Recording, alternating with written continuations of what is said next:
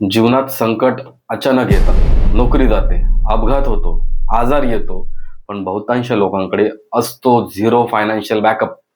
तेव्हा ही लोक काय करतात? क्रेडिट कार्ड स्वाईप करतात किंवा बचतीतून पैसे काढतात आणि आर्थिक नियोजन पूर्णपणे त्यांचं कोसळतं. म्हणूनच इमर्जन्सी फंड आवश्यक आहे.